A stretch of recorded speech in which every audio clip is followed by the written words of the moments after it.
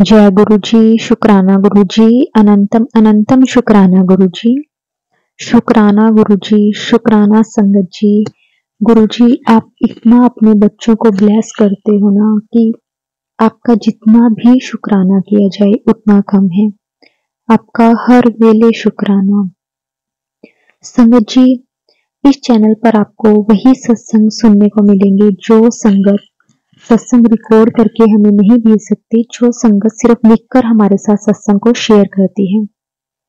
संगत जी, इस पे सिर्फ वही सत्संग आपको सुनाए जाएंगे। संगत जी, कहते हैं ना कि हमारी लाइफ में कुछ ऐसा टाइम आता है कि हम टूट जाते हैं, लेकिन गुरु जी आके हमें संभाल लेते हैं। गुरु जी हमें अपने साथ जोड़ के हमें हर चीजों से फ्री कर देते हैं। संगत जी, बहुत प्यारा सत्संग है, बहुत ज्यादा गुरु जी की ब्लेसिंग है, इसलिए संगत जी सत्संग को पूरा जरूर सुनना। एक एक लाइन में ना संगत जी आपको फील होगा कि गुरु जी अपने बच्चों को किस किस तरह से ब्लेस करते हैं। संगत जी, आज का जो सत्संग है हमारे साथ पूनम आंटी जी ने शेयर किया है। संगत जी जो कि लुधियाना से हैं, लेकिन इस टाइम वो बाहर सेटल हो गए हैं। संगत जी, बहुत प्यारा सत्संग है। सत्संग पूरा सुने, ध्यान से सुने। तो हम सत्संग को स्टार्ट करते हैं। सत्संग शुरू करने से पहले संगत जी हम गुरु जी का मंत्र जाप करेंगे, फिर हम सत्संग को शुरू करेंगे। ओम नमो शिवाय, शिव जी सदा सहाय। ओम नमो शिवाय, गुरु जी सदा सहाय। संगत जी, एक बार आप भी मेरे साथ गुरु जी का मंत्र जाप जरूर बोलना। ओम नमो शिवाय, शिव जी सदा सहाय। ओम नमो शिवाय, गुरु जी सदा सहाय। जय गुरु जी, शुक्राना गुरु जी। संगत जी, पूनम आंटी जी की जर्नी गुरु जी के साथ किस तरह से स्टार्ट हुई, उससे पहले आंटी जी ने अपनी लाइफ के बारे में कुछ बताया है कि किस तरह से वो गुरु जी के साथ जुड़े, लेकिन उनकी लाइफ में पहले क्या फेस चल रहा था। संगत जी, आंटी जी कि गुरु जी के साथ जर्नी तो अभी कुछ टाइम पहले ही स्टार्ट हुई है, लेकिन हम पहले आंटी जी की जो पिछली वाली लाइफ थी कि क्या क्या उनकी लाइफ में प्रॉब्लम्स आई, क्या क्या उन्होंने फेस किया, उसके बाद किस तरह से गुरु जी ने उन्हें ब्लेस किया। संगत जी, ये बात है 2018 की। संगत जी, आंटी जी अपने घर में एक एक लड़की थी, मतलब अपने माँ बाप की इकलौती बेटी थी। संगत जी, आंटी जी ने अपनी लाइफ में कभी किसी चीज की कोई कमी नहीं देखी। समझिए, आंटी जी के पास वो सब कुछ था जो हम कह सकते हैं कि एक नॉर्मल इंसान के पास होना चाहिए। हम ऐसा भी नहीं कह सकते कि बहुत लग्जरी लाइफ थी, लेकिन ऐसा था कि हर एक जरूरत पूरी होती थी, किसी चीज की कोई कमी नहीं थी। समझिए, सब कुछ सही चल रहा था। उसके बाद समझिए क्या होता है, 2018 में एंड में जाकर आंटी जी की मैरिज हो जाती है। संगत जी, आंटी जी की जो मैरिज होती है, संगत जी वो आंटी जी के किसी रिलेटिव्स के थ्रू आंटी जी की मैरिज होती है। वो लड़के वालों को कुछ ज्यादा अच्छे से नहीं जानते, लेकिन उनकी बुआ जी उनका रिश्ता करवाते हैं और वो कहते हैं कि लड़के वाले बहुत अच्छे हैं। उनके मम्मी पापा को पूरी तसल्ली दिलवाई जाती है। तो संगत जी, उसके बाद 2018 में एंड में आंटी जी की मैरिज हो जाती है। संगत जी, जब आंटी जी शादी करके उनके घर जाते हैं, समझिए आंटी जी का जो मायका है, वो आंटी जी उनमें आंटी जी ने सब कुछ वैसे देखा, क्योंकि ना समझिए आंटी जी अकेले अकेले लड़की थे। तो आंटी जी ने ना जो कुछ वो अपने घर वालों को बोलते, अपने पापा को, अपनी मम्मी को, वो पूरा कर देते थे। लेकिन समझिए आंटी जी का नेचर ऐसा भी नहीं था कि वो हम कहें कि वो बहुत जिद्दी थे या फिर किसी तरह की, नॉर्मल की बहुत उन्हें बहुत अच्छी मतलब उनकी लाइफ रही है। उन्हें बहुत अच्छे से उनके मम्मी पापा ने उनको उनका पालन पोषण किया है। सब कुछ संगत जी बहुत अच्छे से चल रहा था। उसके बाद संगत जी 2018 में जब आंटी जी की शादी होती है, संगत जी आंटी जी की शादी अनंतपुर साहिब की जाती है। संगत जी, शादी से 6 महीने तक उनकी लाइफ बहुत स्मूथ चल रही थी, सब कुछ बहुत अच्छे से चल रहा था। लेकिन संगत जी, जैसे जैसे उनकी मैरिज को टाइम निकला, उसके बाद उनके घर में अचानक से ही लड़ाई झगड़े होने लगे।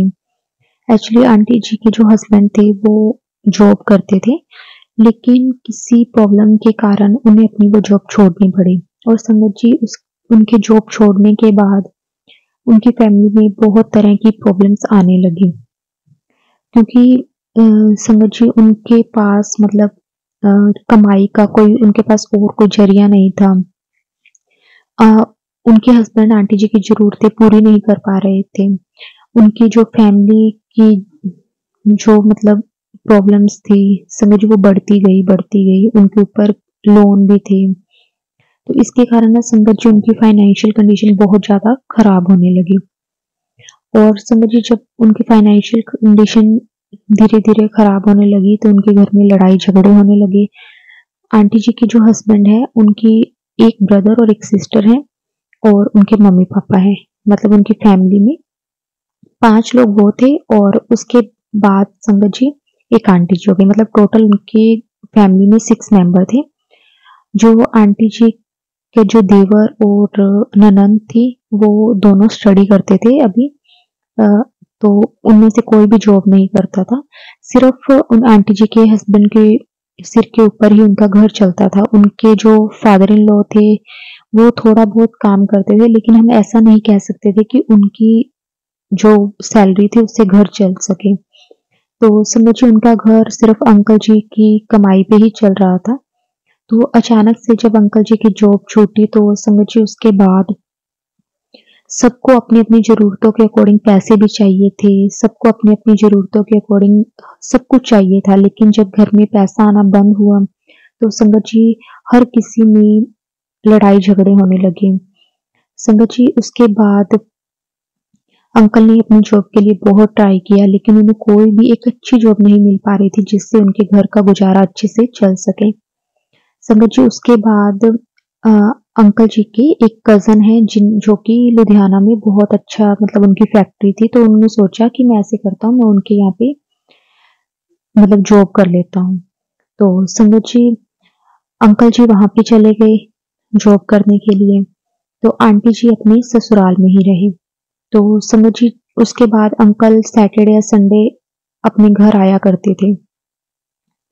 वहाँ पे भी संगत जी हम ऐसे नहीं कह सकते कि उन्हें बहुत अच्छे सैलरी मिल रही थी, क्योंकि वहाँ पे रहने के भी अंकल जी के पैसे लग रहे थे और घर पे भी वो भेजते थे तो सब कुछ। लेकिन समझ जी आंटी जी और के ससुराल का माहौल इस तरह से हो गया था कि आंटी जी की अपनी मदर इन लॉ के साथ भी नहीं बनती थी। मतलब अब उनके जो भी फैमिली मेंबर थे उनसे आंटी जी की नहीं बन पा रही थी, क्योंकि वो छोटी-छोटी बात के लिए आंटी जी को कहते थे कि यहाँ पे खर्चा मत करो, वहाँ पे खर्चा मत करो, ऐसे बाहर मत जाओ। क्योंकि वो अपनी जगह सही थे कि उनको ये था कि हाँ, घर में कोई किसी भी तरह से पैसे आने का कोई भी सोर्स नहीं है। लेकिन आंटी जी को ऐसे लगता था कि वो मेरी हर एक चीज़ के लिए रोक-टोक करती हैं। लेकिन आंटी जी अपनी जगह पे भी ठीक थे, क्योंकि आंटी जी ने अपने घर पे ऐसा देखा हुआ था कि उन्हें किसी चीज़ की कोई कमी नहीं दिखती थी। तो समझिए इस तरह से फैमिली वालों की आपस में बन नहीं पा रही थी। हर एक छोटी-छोटी बात पे झगड़ा हो जाना।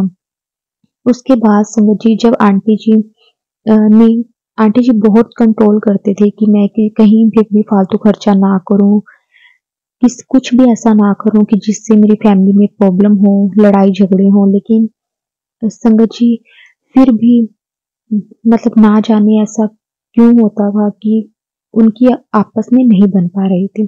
ऐसा करते-करते संगत जी कुछ टाइम निकला, आंटी जी का जो देवर था वो भी जॉब करने लग गया। तो संगत जी उसके बाद उस उन जो आंटी जी का देवर था उसकी सैलरी भी बहुत अच्छी थी। तो संगत जी उसके बाद उनके घर का खर्चा बहुत अच्छे से फिर से वापस से चलने लग गया, लेकिन फैमिली वालों की आपस में बननी बंद हो गई थी। उसके बाद संगत जी जब भी आंटी जी के हस्बैंड घर आते थे सैटरडे संडे को, तो आंटी जी उन्हें बताते थे कि मेरे साथ पीछे से ऐसे हुआ वैसे हुआ। तो अंकल जी भी आंटी जी पर गुस्सा करने लग गए कि मैं वैसे ही काम से बहुत परेशान हूँ, ऊपर से आता हूँ तो आपके घर के झगड़े ही नहीं खत्म होते। कभी देखता हूँ तो उसका मुंह बना होता है, कभी देखता हूँ तो उसका मुंह बना होता है। समझ जी इस तरह से अंकल जी भी। तो एक दिन अंकल जी और आंटी जी ने डिसाइड किया कि ना वो बहुत ज़्यादा प्रॉब्लम में रहने लग गए थे, क्योंकि आंटी जी को ये था कि अब अंकल उन्हें साथ में ले जाएँ, लेकिन उनके पास उनकी सैलरी इतनी नहीं थी कि वो आंटी जी को भी वहां पे अपने साथ रख सके, और आंटी जी की अपनी फैमिली वालों के साथ बन नहीं रही थी। तो संगत जी, उसके बाद आंटी जी कहते हैं कि मैं अपने मायके चली जाऊंगी, मैं वहां पे नहीं मुझे रहना।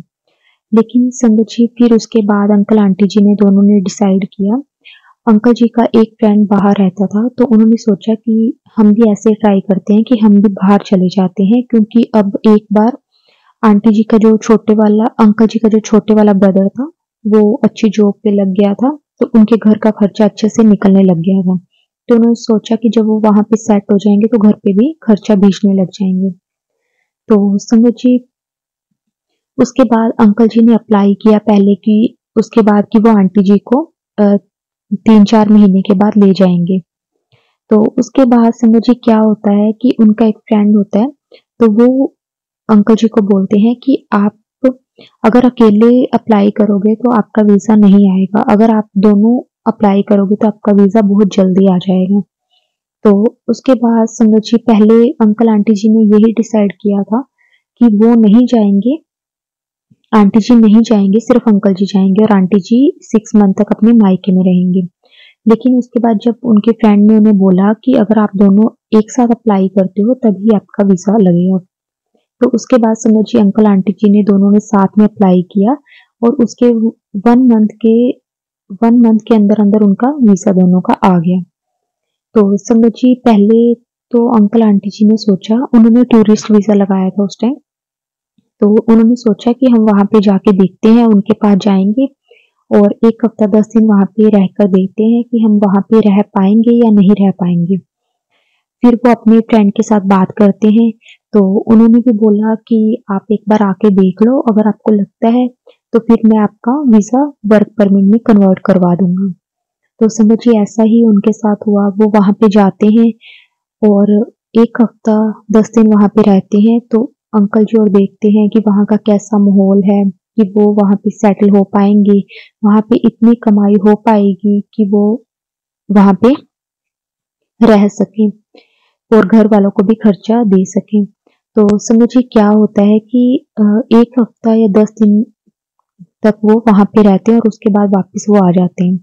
संगत जी, जब वो वापस घर आते हैं तो उनकी जो सास ससुर और उनका देवर ननद जो भी होते हैं ना आंटी जी के, वो उन्हें घर पे आने से मना कर देते हैं कि आपको सिर्फ दोनों को अपनी पड़ी है, आपने किसी की नहीं सोची, अब आप वहीं पे जाके रहो।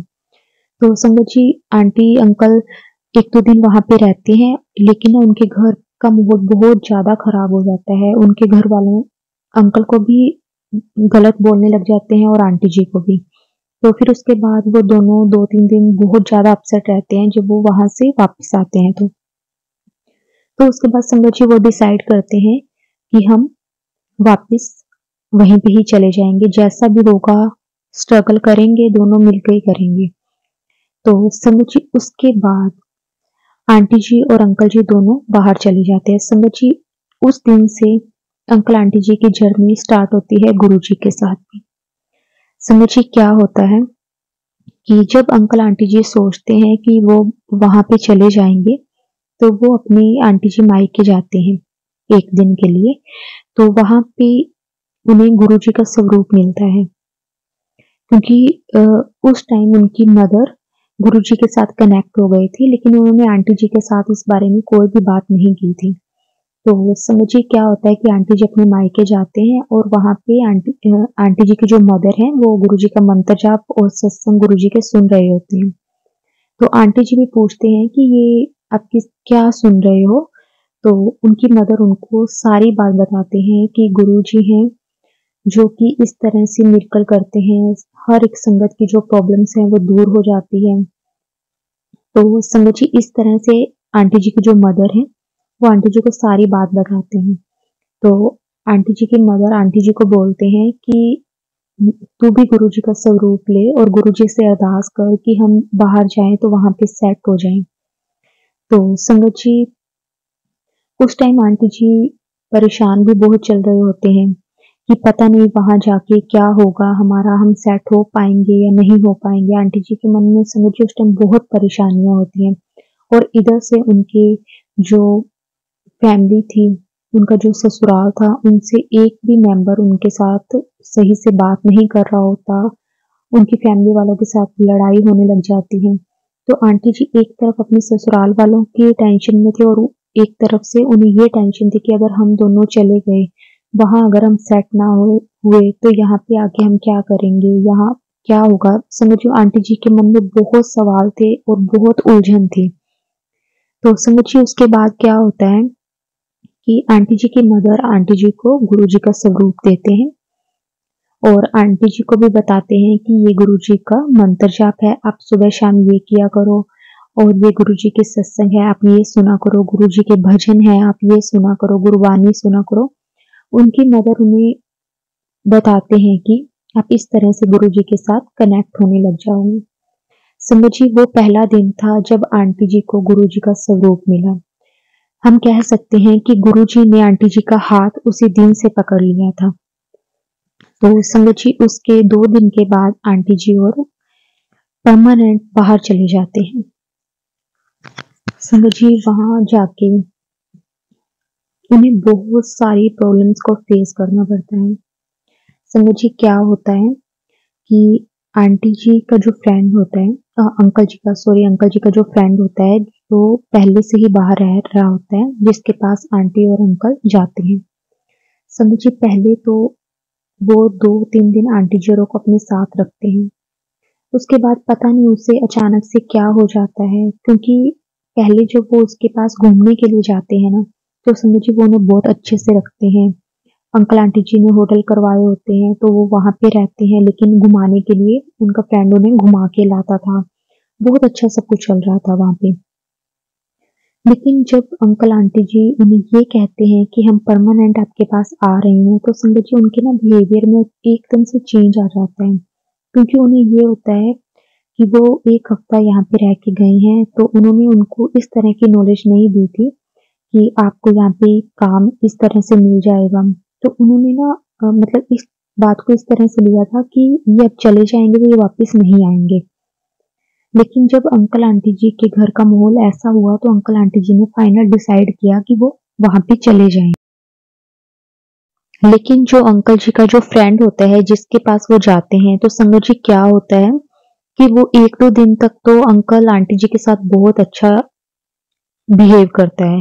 लेकिन उसके बाद जब अंकल जी बोलते हैं कि आप मेरे वीजे को वर्क परमिट में कन्वर्ट करवा दो, तो संगत जी वो ना 1-2 दिन के ऊपर टालने लग जाते हैं कि मैं कल पता करके आपको बताता हूँ, मैं आपको पूछ के बताऊंगा। इस तरह से ना वो उनकी जो बातें हैं ना उसको ध्यान नहीं दे रहे थे। तो संगत जी उसके बाद 2-3 दिन निकल जाते हैं, लेकिन अंकल जी को फील होता है कि जिस तरह से हम पहले आए थे, तो जैसे उसने हमारे साथ बिहेव किया था वैसा वो बिल्कुल भी अब नहीं कर रहा।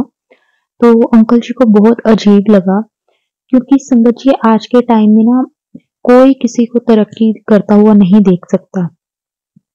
उनके मन में क्या था वो तो सिर्फ गुरु जी जानते हैं। लेकिन अंकल आंटी जी को जो फील हो रहा था वो ये हो रहा था कि वो नहीं चाह रहा था कि अंकल आंटी जी वहां पे सेट हों। तो उसके बाद संगत जी अंकल जी ने खुद ही पता किया कि किस तरह से वहां पे हम कन्वर्ट करवा सकते हैं, क्या क्या फॉर्म उसके लिए चाहिए, कि किस तरह से अंकल जी को जॉब मिल सकती है। संगत जी अंकल आंटी जी ने 1 महीना इतना स्ट्रगल किया, इतना ज्यादा स्ट्रगल किया कि उन्हें समझ में नहीं आ रहा था, क्योंकि संगत जी उनके पास पहले भी इतना कुछ पैसे नहीं थे, लेकिन हर जगह पे जहाँ पे भी वो जाते उनके पैसे लग ही रहे थे। और उसके बाद अंकल जी के पास कोई जॉब भी नहीं थी, और पहले अंकल जी को ये था कि वो अपने फ्रेंड से हेल्प ले लेंगे, लेकिन जब उनके फ्रेंड ने 3-4 बार ऐसे किया तो अंकल जी ने उनको भी फिर ज्यादा नहीं बोला। तो संगत जी ऐसे करते करते टाइम निकलता गया। तो फिर आंटी जी को ये हुआ कि मेरे पास गुरुजी का स्वरूप है और मैं गुरुजी से अरदास करती हूँ कि, क्योंकि ना संगत जी उस टाइम आंटी जी और होटल में रह रहे थे और उन्हें ये हो रहा था कि उन्हें या तो कोई अच्छा रूम मिल जाए या फिर कुछ ऐसा अपार्टमेंट मिल जाए कि जहाँ पे वो दोनों रह सके और उनका जो डेली का इतना खर्चा हो रहा है वो ना हो। तो संगत जी एक दिन रात को आंटी जी बैठे, अचानक से ना उनका अंदर अंदर से उनको ऐसे अजीब सा फील होने लगा कि हम ना ही वापस जा सकते हैं, ना ही हमारा यहाँ पे कुछ हो रहा है। तो लेकिन ना उन्हें ना एक फिर भी अंदर से एक ऐसी स्ट्रॉन्ग फीलिंग थी कि हमारा कुछ गलत नहीं होगा, चाहे कुछ भी हो, हमारा कोई ऐसी एक पावर है जो हमारा कभी भी कुछ गलत नहीं होने देगी। तो संगत जी, आंटी जी ऐसे सोचते सोचते आंटी जी को एकदम से गुरु जी का ध्यान आया और उन्होंने गुरु जी के आगे अरदास की कि गुरु जी, अब आप ही देखो, हमसे कुछ भी नहीं हो पा रहा, अब हम ना यहाँ के हैं ना वहां के। संगत जी, आप विश्वास नहीं करोगे, नेक्स्ट डे ही उन्हें एक कॉल आती है। वो कौन था भगवान जाने, वो सिर्फ गुरु जी जाने। हम यही कह सकते हैं कि वो साक्षात गुरु जी ही थे। संगत जी, उन्हें कॉल आती है कि इस तरह से आप अपना अप्लाई कर सकते हैं। संगत जी, वो कौन था अंकल जी को नहीं पता। अंकल जी ने, हम ऐसे कह सकते हैं कि अंकल जी ने बहुत जगह पे पता किया था। अंकल जी ने अपना नंबर भी दिया था कि आप जैसे भी हो आप मुझे इस नंबर पे कॉल करके बता देना। लेकिन संगत जी, वो गुरु जी ही थे कि उनको कॉल आई कि आप इस तरह से अपना वर्क अप्लाई कर दो, वर्क परमिट, और ये आपको एक अपार्टमेंट है। संगत जी, वो इतने कम रेट में अंकल आंटी जी को मिला। संगत जी, जो खर्चा अंकल आंटी जी का 2 दिन का होटल पे हो रहा था, वो अपार्टमेंट अंकल आंटी जी को 1 महीने के लिए उनको वो अपार्टमेंट मिला उसी खर्चे में। मतलब संगत जी, ये सिर्फ गुरु जी ही कर सकते हैं। संगत जी, मतलब उस दिन के बाद सही में जो हम कह सकते हैं ना, ट्रूली जर्नी जो गुरु जी के साथ स्टार्ट हुई आंटी जी की, उसी दिन से हुई कि अभी रात को आंटी जी गुरु जी के आगे रो रहे थे, गुरु जी के आगे अरदास कर रहे थे कि गुरु जी हमें कोई रास्ता दिखाओ। और संगत जी, सुबह उठने से पहले उनके पास कॉल आ जाती है कि इस तरह से आप आओ, हम आप वर्क परमिट भी अप्लाई करवा देंगे और इस तरह से ये अपार्टमेंट है। संगत जी, एक ही आदमी ये दोनों चीजें कैसे कह सकता है। बल्कि अंकल जी ने किसी के साथ भी अभी तक अपार्टमेंट की बात नहीं की थी, सिर्फ उन्होंने यही वो ट्राई कर रहे थे कि उनका जो वीजा है वो कन्वर्ट हो जाए। लेकिन संगत जी, वही आदमी अंकल जी को फोन करके ये बोलता है कि इस तरह से आपको अपार्टमेंट भी मिल जाएगा और इस तरह से आपका वीजा भी कन्वर्ट हो जाएगा। शुक्राना गुरु जी, आपका अनंतम अनंतम शुक्राना। संगत जी, फिर वही पर्सन अंकल जी का जो वीजा है वो कन्वर्ट करवाता है और अंकल जी को उससे पहले भी एक जॉब दिलवा देते हैं कि ताकि उससे अंकल जी का खर्चा निकलने लग जाए। और संगत जी, अंकल आंटी जी एक अपार्टमेंट में भी शिफ्ट हो जाते हैं। संगत जी, उसके बाद जिस अपार्टमेंट में शिफ्ट होते हैं उसके साथ में ही एक अंकल आंटी रहते हैं, जो कि संगत जी वो काफी एज्ड हैं, लेकिन वहीं के ही रेजिडेंट्स हैं। वो उन्हें हर एक तरीके से गाइड करते हैं कि आप यहाँ पे कहाँ पे आपको रिजनेबल रेट पे चीज मिलेगी, आप क्या चीज कहाँ पे जाके ले सकते हैं। मतलब हर एक छोटी छोटी चीज में अंकल आंटी जी की हेल्प करना। संगत जी, ये भी सिर्फ गुरु जी की कृपा से ही हो पाया। नहीं तो संगत जी, 1 महीना अंकल आंटी जी ने इतना वहां पे स्ट्रगल किया कि उन्हें कुछ भी नहीं समझ में आ रहा था कि वो क्या करें। लेकिन संगत जी, एक बार गुरु जी से सच्चे मन से अरदास करने के बाद गुरु जी ने उसी दिन आंटी जी की पुकार सुन ली और संगत जी सब रास्ते गुरु जी ने बना दिए। उसके बाद संगत जी, धीरे धीरे अंकल जी अपने काम पे जाने लगे और संगत जी अंकल आंटी जी मतलब बहुत उनकी लाइफ स्मूथ चलने लग गई। और उसके बाद अंकल जी का जो वीजा था वो भी कन्वर्ट हो गया। संगत जी, उसके बाद मतलब अंकल आंटी जी को गुरु जी ने इतना ब्लेस किया, हर एक दिन मतलब उनको ऐसा फील होने लगा कि जैसे पावर है जो हर पल हमारे साथ चल रही है। वो कुछ भी सोचते संगत जी वो उसी पल होने लग गया। फिर अंकल आंटी जी ने, जब उनका सब कुछ हो गया, जब अंकल जी का वीजा कन्वर्ट हो गया, वो अपने घर में शिफ्ट हो गए। संगत जी, उसके बाद उन्होंने गुरु जी का एक शुक्राना सत्संग किया।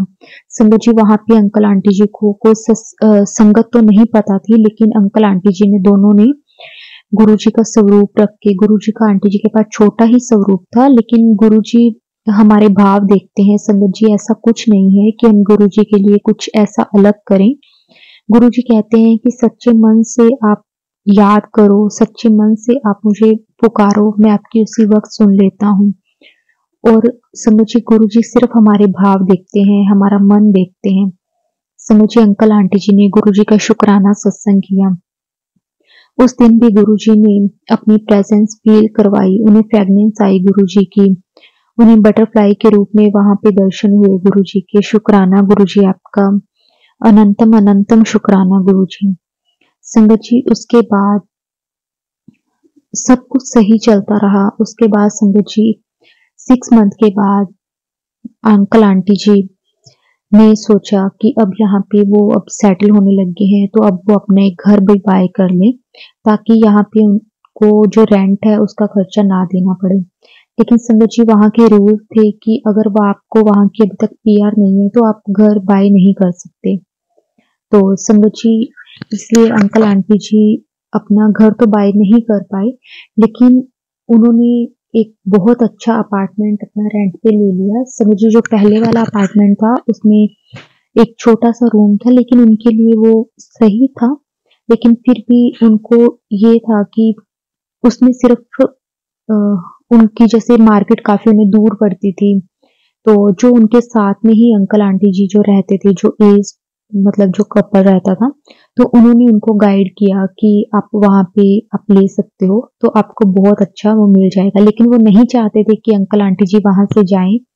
लेकिन संगत जी, ये बहुत कम लोग होते हैं जो कहते हैं कि अगर आपकी तरक्की हो रही है तो आपको जरूर अच्छा लेना चाहिए। संगत जी, उन अंकल आंटी जी ने भी पूनम आंटी जी और अंकल जी को बहुत ब्लेस किया। उन्होंने इनको अपना बेटा ही बनाकर रखा, बहुत ब्लेस किया। और उन्होंने जब घर शिफ्ट किया तो उन्होंने उनको बहुत ब्लेस किया कि आपको बहुत जल्दी भगवान आपको अपना भी घर दे, आप बहुत तरक्की करो। लेकिन संगत जी, वही अंकल जी का जो फ्रेंड जिसकी उम्मीद पे अंकल आंटी दोनों गए थे, उन्होंने एक बार उनसे नहीं पूछा कि आपका क्या हुआ, आप सेट हुए या नहीं, आपको कोई जरूरत है या नहीं। संगत जी, आज का टाइम ऐसा ही है, कोई किसी को तरक्की करता नहीं देख सकता। हर कोई यही चाहता है कि कैसे ना कैसे कि इसको गिराया जाए। कोई ये नहीं चाहता कि इसका हाथ पकड़ के इसको उठाया जाए, इसकी हेल्प की जाए। संगत जी, ऐसा ही अंकल आंटी जी के साथ हुआ, लेकिन गुरु जी ने अंकल आंटी जी का हाथ नहीं छोड़ा। संगत जी, सच में कहते हैं कि गुरु जी का अगर स्वरूप हमारे पास है ना, तो वो साक्षात गुरु जी हैं।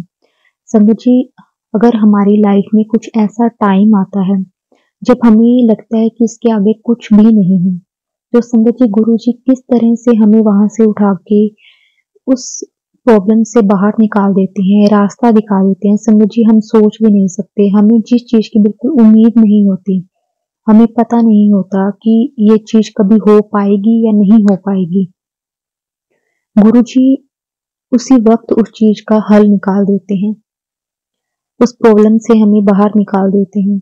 और संगत जी, ऐसा ही हुआ आंटी जी के साथ भी कि उन्होंने अपनी लाइफ में बहुत प्रॉब्लम्स देखी अपनी मैरिज के बाद, लेकिन गुरु जी ने आंटी जी का हाथ पकड़ा हुआ था।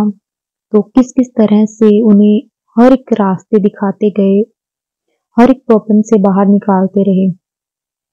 संगत जी, उसके बाद आंटी जी को एक बेबी गर्ल हुई, और उसके बाद संगत जी आंटी जी को एक बेबी बॉय भी हुआ। संगत जी, अब आंटी जी के पास एक बेटा और एक बेटी भी है। संगत जी, गुरु जी ने दोनों को बहुत ब्लेस किया है। अब बस गुरु जी की ऐसे ही कृपा अंकल आंटी जी और उनके पूरे परिवार पर बनी रहे। गुरु जी इसी तरह अंकल आंटी जी का साथ देते रहे। संगत जी, इसके बाद अ, जब आंटी जी का जब बेटा हुआ, तो संगत जी क्या होता है कि आंटी जी का जब बेटा होता है तो उसके बाद ना अंकल अपनी जॉब पे चले जाते थे। आंटी जी की बेटी को भी वो उन्होंने प्ले स्कूल में लगा दिया था उस टाइम, तो उसे वो अंकल जाते हुए प्ले स्कूल में छोड़ जाते थे। तो आंटी जी घर पे बिल्कुल अकेले रहते थे। मतलब आंटी जी का बेटा था लेकिन वो काफी छोटा था। तो संगत जी, आंटी जी को ना अचानक से पता नहीं क्या होने लग गया कि ना उन्हें ना ऐसा फील होने लग गया जब भी वो रात को सोते, तो उन्हें ऐसा फील होता था कि जैसे ना कोई उन्हें खींच रहा है। संगत जी पता नहीं वो क्या था क्या नहीं, लेकिन ना आंटी जी का जो ध्यान था वो गुरु जी से हटने लग गया था। पहले संगत जी ऐसे होता था कि आंटी जी जब से गुरु जी के साथ कनेक्ट हुए ना, तब से वो गुरु जी का डेली मंत्र जाप सुनते थे, गुरु जी के सत्संग सुन लिया करते थे। उसके बाद जब आंटी जी का बेटा हुआ, अभी वो शायद 3 या 4 महीने का ही था, तो संगत जी आंटी जी का ना ध्यान गुरु जी से हटने लग गया। मतलब वो ना जब भी सत्संग सामने आता तो उसे वो इग्नोर कर देते, मतलब नहीं सुनते थे। अगर गुरु जी का मंत्र जाप चलता तो वो भी बंद कर देना, मतलब इस तरह से ना उनका होने लग गया था। आंटी जी ये चीज फील भी कर रहे थे कि जिस तरह से मैं पहले गुरु जी के साथ कनेक्ट थी, मैंने हर एक छोटी छोटी बात गुरु जी से करनी, लेकिन ना आंटी जी को अंदर से ऐसे फील होता था कि कोई ऐसी एक पावर है जो उन्हें ना ये चीज सब करने से रोक रही है। तो समझिए आंटी जी ना बहुत ज्यादा इस चीज से ना डिस्टर्ब रहने लग गए, क्योंकि उन्हें आसपास उनके कोई भी ऐसा नहीं था जिनसे वो बात को शेयर कर सके। अगर वो कोई बात करते तो फोन पे अपनी फैमिली वालों के साथ करते, तो उनको भी वो अपनी क्या क्या प्रॉब्लम्स बताएं। मतलब उनके पास कोई नहीं था, सिर्फ एक अंकल जी थे, वो भी कई बार काम से थके हुए आते तो वो भी उनकी बात को इतना ज्यादा ध्यान नहीं देते थे। आंटी जी ने कई बार अंकल जी से बात शेयर करने की कोशिश की कि मुझे ना एक अंदर से कोई ऐसा है जो मुझे ये सब कुछ करने से रोक रहा है, लेकिन संगत जी अंकल जी ने भी ये चीजें ध्यान नहीं दी। उसके बाद संगत जी थोड़ा टाइम हुआ कि आंटी जी ना डिप्रेशन में जाने लग गए। उनका बेटा अभी 6 मंथ का ही था। संगत जी वो जब भी रोता आंटी जी उसे मारने लग जाते। संगत जी इतने छोटे बच्चे को तो वैसे भी कुछ नहीं पता कि ना वो बोल सकता है ना वो कुछ बता सकता है। अगर वो रो रहा है तो किसी वजह से ही रो रहा होगा, या उसे भूख लगी है या फिर उसका कुछ पेन हो रही है उसे कहीं। लेकिन आंटी जी को ना मतलब उसकी आवाज से भी ना चिढ़ मचने लग गई थी। संगत जी उसके बाद थोड़े टाइम उनका ऐसे निकला, 2-3 महीने ऐसे निकले, तो अंकल जी ने ये चीज ध्यान देनी शुरू की कि आंटी जी का ना बिहेवियर भी बहुत चिड़चिड़ा सा होने लग गया है। तो संगत जी होता क्या है, ऐसे ना आंटी जी थोड़ा टाइम होता है, अंकल जी आंटी जी को डॉक्टर के पास लेकर जाते हैं और डॉक्टर उन्हें बताते हैं कि आपकी वाइफ जो है डिप्रेशन में जा रही है, और इसे एक बार कुछ ऐसे माहौल में आपको लेके जाना चाहिए जहाँ पे मतलब कि कोई फैमिली आपके मेंबर हो जिससे ये अपनी बात को शेयर कर सके। इन्हें एक अकेलापन सा फील होने लग गया है। संगत जी ये भी आज के टाइम में बहुत बड़ी प्रॉब्लम है कि हम ना किसी के साथ कोई भी अगर हमारी बात होती है ना, हम किसी के साथ शेयर नहीं करते और अंदर ही अंदर हम घुटने लग जाते हैं। अब आंटी जी वहां पे रहते थे, वो अपनी मदर के साथ बात नहीं करते थे कि अगर कुछ उन्हें मैं बोलूंगी तो उन्हें टेंशन ना हो जाए। और वहां पे आंटी जी का कोई भी फ्रेंड सर्कल नहीं था, वो किसी के साथ वैसे भी बात नहीं कर सकते थे। अंकल जी के साथ करते थे, वो भी कई बार थके हुए होते थे तो उनसे वो बात नहीं शेयर कर पाते थे। समझ जी इस तरह से आंटी जी डिप्रेशन में जाने लगे। फिर अंकल आंटी जी ने डिसाइड किया कि वो थोड़े टाइम के लिए वापस इंडिया आ जाते हैं कि थोड़ा उन्हें फैमिली का माहौल मिलेगा, और उन्हें वहां पे गए हुए भी काफी टाइम हो गया है, 4-5 साल हो गए हैं, तो उन्हें ऐसा होगा कि एक बार वो फैमिली के साथ भी मिल लेंगे, वहां पे थोड़ा चेंज हो जाएगा। तो संगत जी उसके बाद आंटी और अंकल दोनों इंडिया आते हैं अभी कुछ टाइम पहले, और तब वो गुरु जी के बड़े मंदिर जाते हैं। संगत जी जब वो गुरु जी के बड़े मंदिर जाते हैं ना, तो उन्हें अंदर से ना एक ठंडापन सा फील होता है कि मतलब जैसे ना कोई एक चीज थी जो बड़े मंदिर जाने के बाद वो उनके शरीर से जैसे एकदम से निकल जाती है। संगत जी अब हम इसे कोई ब्लैक मैजिक कहें या फिर डिप्रेशन कहें, कुछ नहीं कह सकते इस चीज के बारे में कि क्या था, ये सिर्फ गुरु जी जानते हैं। लेकिन उसके बाद संगत जी आंटी जी बिल्कुल अपनी वैसे ही लाइफ वापस रूटीन में आ गए कि गुरु जी का वापस उन्होंने सत्संग शुरू किया सुनना, गुरु जी का मंत्र जाप शुरू किया। लेकिन पहले उन्हें ऐसा फील होता था कि जब गुरु जी का स्वरूप भी उनके सामने आता है ना, तो उन्हें ये होता था कि बस मैं इसे साइड कर दूं। वो क्या था संगत जी, ये सिर्फ गुरुजी जाने, या फिर कोई आंटी जी कुछ ऐसे कर्म थे जो गुरुजी ने कटवाने थे कुछ टाइम के लिए। फिर उन्होंने गुरुजी के बड़े मंदिर जाके गुरुजी के आगे वो इतना रोए कि गुरुजी, जिस बेटे के लिए मैं हर पल आपसे अरदास करती थी कि बेटा हो जाए, अपने पिता का एक सहारा हो जाए, और आज मैं उसे ही मार रही हूँ। तो संगत जी, गुरुजी ने आंटी जी को ब्लेस किया और संगत जी सब कुछ ठीक हो गया। उसके बाद अब से, मतलब तब से लेकर जब वो बड़े मंदिर गए हैं, तब से लेकर अब तक संगत जी बिल्कुल सब कुछ सही चल रहा है। उनकी लाइफ बिल्कुल सही चलने लगी। उनकी जो इन लॉज फैमिली थी संगत जी, वो भी सारे आंटी जी के साथ बहुत अच्छे से बिहेव करने लग गए। बहुत उनकी, मतलब पहले वही फैमिली थी जो उनके साथ बोलते नहीं थे। अब जब वो 4-5 साल के बाद इंडिया आई हैं तो सबने उन्हें बहुत अच्छे से बुलाया। अंकल आंटी वहां पे रहकर भी गए। उन्होंने 1 से 1.5 महीना इंडिया रहे। वो वहां पे सबसे मिले, जो भी उनके वहां पे फ्रेंड्स थे, यहाँ पे जो भी इनकी फैमिलीज थी संगठन। उसके बाद आंटी जी का भी नेचर ठीक रहने लग गया। गुरुजी के दर्शन किए, सब कुछ गुरुजी ने ब्लेस किया। उनका एक बेटा, एक बेटी और बहुत अच्छी फैमिली। अब अंकल जी की भी वहां पे पीआर भी हो गई है, उन्हें 5 साल हो गए वहां पे गए हुए। तो संगत जी, उसके बाद से अब उन गुरुजी की कृपा से अब वो सोच रही हैं कि उनका एक घर बन जाए, और वो भी गुरुजी जरूर ब्लेस करेंगे, क्योंकि गुरुजी ने इतना ब्लेस किया है तो संगत जी ये भी गुरुजी जरूर ब्लेस करेंगे।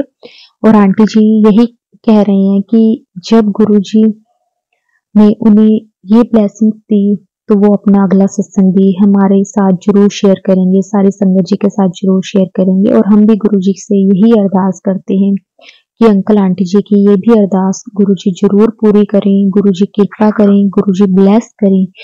जैसे गुरुजी ने अंकल आंटी जी को ब्लेस किया है, हर पल उनका हाथ पकड़ के रखा है, ऐसे ही सारी संगत को भी ब्लेस करें, उनका हाथ पकड़ के रखें। और कोई भी प्रॉब्लम्स आए उन्हें किस तरह से बाहर निकाल दें कि गुरुजी बस आप हो तो सब कुछ है, बस आप अपने आप संभाल लेना सब कुछ। शुक्राना गुरुजी, आपका अनंतम अनंतम शुक्राना गुरुजी। ओम नमो शिवाय। शिव जी सदा सहाय। ओम नमो शिवाय। गुरुजी सदा सहाय। जय गुरुजी। शुक्राना गुरुजी। जय गुरुजी संगत जी। जय गुरुजी।